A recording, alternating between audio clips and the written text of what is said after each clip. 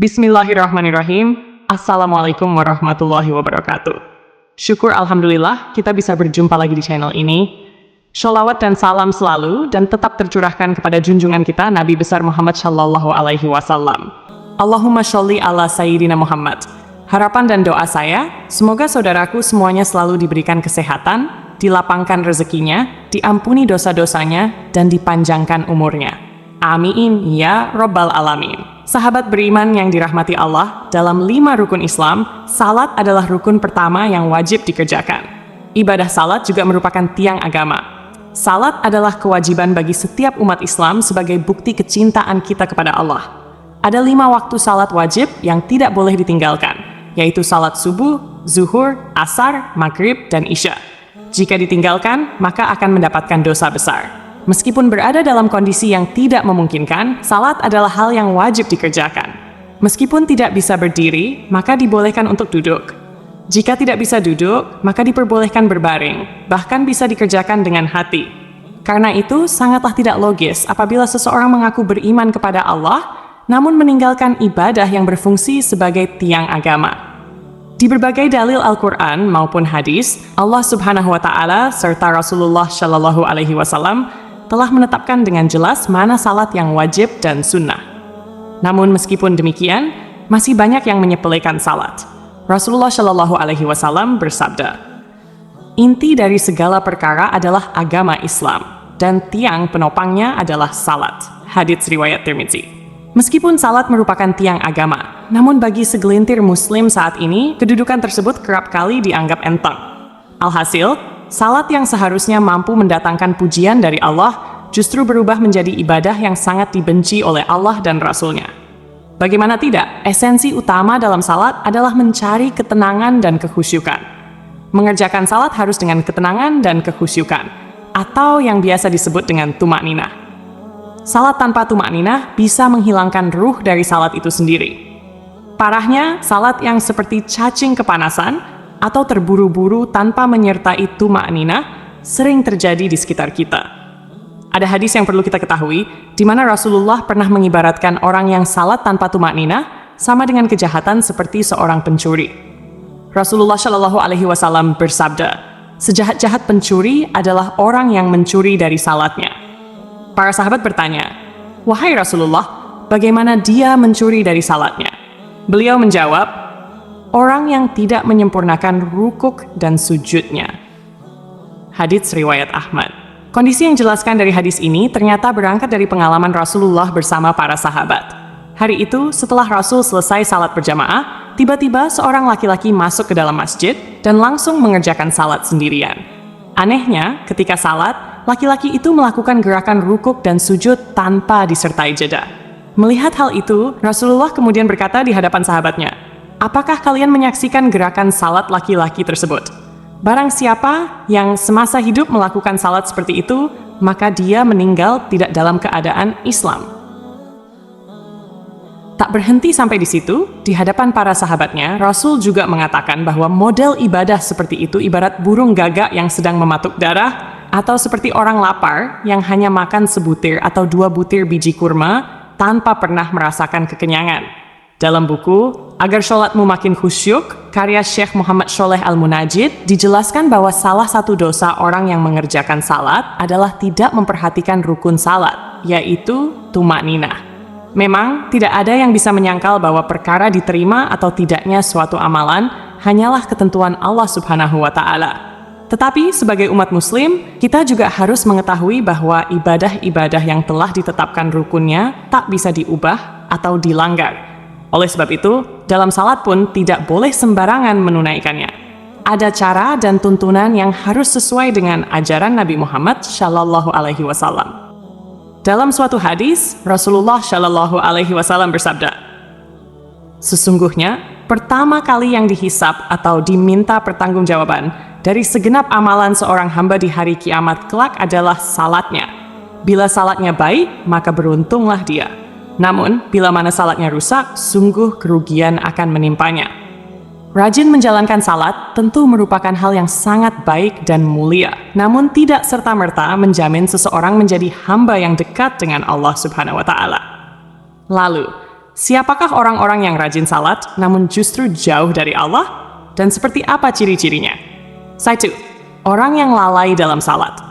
Sekalipun salat merupakan tiang agama, ternyata ada jenis salat yang sangat dibenci oleh Allah, yaitu salat yang dikerjakan dengan lalai. Pada hari kiamat nanti, ada banyak orang yang membawa salatnya kepada Allah, lalu salat mereka dilipat-lipat seperti pakaian yang kumal, kemudian dilemparkan ke wajah mereka. Allah tidak menerima salatnya. Bahkan ada yang celaka dengan salatnya, sebagaimana firman Allah dalam surah Al-Ma'un ayat 45. Maka celakalah bagi orang-orang yang salat, yaitu orang-orang yang melalaikan salatnya. Rasulullah Shallallahu Alaihi Wasallam juga pernah bersabda, akan datang pada umat Muhammad suatu zaman, banyak orang yang merasakan dirinya salat, padahal mereka sebenarnya tidak salat. Perintah salat adalah untuk mengingat Allah Subhanahu wa Ta'ala, sebagaimana disebutkan dalam surah An-Nisa ayat 43, sehingga kamu mengetahui apa yang kamu ucapkan. Yang dimaksud lalai adalah tidak mengetahui maksud apa yang dibaca dan dikerjakan dalam salat, atau tidak memperhatikan syarat, rukun, dan ketentuan-ketentuan lainnya. Akibatnya, yang diperoleh hanyalah kelelahan tanpa pahala. Rasulullah Shallallahu Alaihi Wasallam bersabda, berapa banyak orang yang salat, keuntungan yang diperoleh hanyalah payah dan letih. Salat seperti ini tidak akan menambah dekat kepada Allah, bahkan bisa menjauhkan. Rasulullah menegaskan, barang siapa yang salatnya tidak dapat mencegah perbuatan keji dan mungkar, maka tiada bertambah baginya kecuali semakin jauh dari Allah.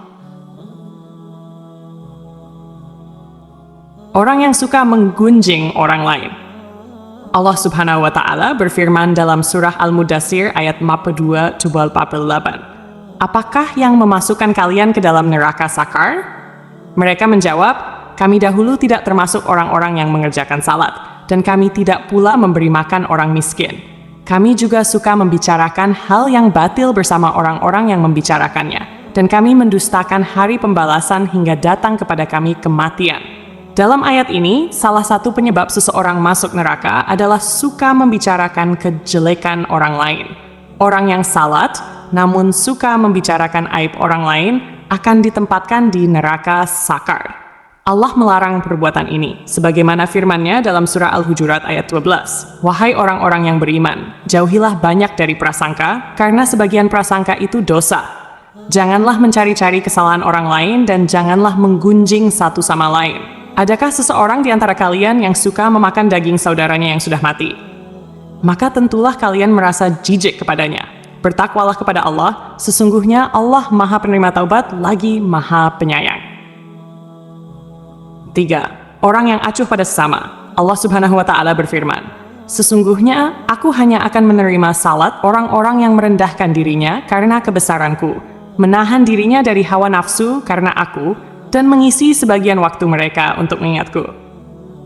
Orang yang acuh pada sesama, tidak peduli terhadap kebutuhan orang lain, atau hanya fokus pada dirinya sendiri, menunjukkan bahwa esensi salat belum diterapkan dalam kehidupannya. Salat seharusnya mendidik manusia untuk lebih peduli, merendah hati, dan berbuat kebaikan kepada sesama. Siangnya untuk berzikir kepadaku, melazimkan hatinya untuk takut kepadaku, tidak sombong terhadap makhlukku, memberikan makan kepada orang yang lapar, memberikan pakaian kepada orang yang telanjang, menyayangi orang yang terkena musibah, serta memberikan perlindungan kepada orang yang terasing. Kelak, cahaya orang itu akan bersinar seperti cahaya matahari. Aku akan berikan cahaya ketika dia dalam kegelapan, aku akan berikan ilmu ketika dia tidak tahu. Aku akan lindungi dia dengan kebesaranku, dan aku akan suruh malaikat menjaga dirinya. Jika dia berdoa kepadaku, aku akan segera menjawabnya. Dan jika dia meminta kepadaku, aku akan segera memenuhi permintaannya. Perumpamaannya di hadapanku adalah seperti perumpamaan surga Firdaus. Dalam hadis yang lain, Rasulullah Shallallahu Alaihi Wasallam menyebutkan bahwa salah satu cara mendekatkan diri kepada Allah adalah bersifat dermawan dan senang membantu orang lain, terutama kepada mereka yang sedang kesulitan. Rasulullah Shallallahu Alaihi Wasallam bersabda, orang yang dermawan dekat dengan Allah, dekat dengan manusia, dan dekat dengan surga. Sedangkan orang yang bakhil atau pelit jauh dari Allah, jauh dari manusia, dan dekat dengan neraka. Orang yang dermawan, insya Allah, akan menemukan kenikmatan di dalam salatnya. Ia akan memperoleh kenikmatan tersebut karena dijaga oleh para malaikat, diberi cahaya dalam kegelapan, dan diberi ilmu secara langsung oleh Allah yang masuk ke dalam hati sanubarinya. Orang yang ria. Sebab pertama yang mampu menjerumuskan seorang ahli ibadah sehingga mendapatkan azab, bahkan menjadi penghuni neraka, adalah sifat ria. Hal ini terjadi apabila semua amal saleh yang dilakukan di dunia bukan untuk mencari ridha Allah, melainkan untuk pamer dan mengharap pujian dari manusia. Allah Subhanahu wa Ta'ala berfirman, "Sesungguhnya orang-orang munafik itu menipu Allah, dan Allah akan membalas tipuan mereka. Apabila mereka berdiri untuk salat, mereka berdiri dengan malas. Mereka bermaksud ria dengan salat di hadapan manusia, dan tidaklah mereka menyebut Allah kecuali sedikit sekali." An-Nisa. Oleh karena itu, sebaik-baiknya amalan adalah amalan yang dilakukan dengan ikhlas, murni lillahi ta'ala, hanya demi Allah. Cukuplah kita berharap kepada ridha dan balasan darinya, karena Allah Subhanahu wa Ta'ala adalah seadil-adilnya pemberi balasan. Menjaga hati dan niat merupakan hal yang harus kita perhatikan agar semua amalan tidak berujung sia-sia atau menjadi ria kepada sesama. Orang yang suka berdusta adalah salah satu dosa besar yang diancam dengan siksa pedih di akhirat kelak. Di zaman sekarang, kebohongan tampaknya sudah menjadi kebiasaan di masyarakat. Padahal, sekecil apapun kebohongan tetap dianggap dosa besar.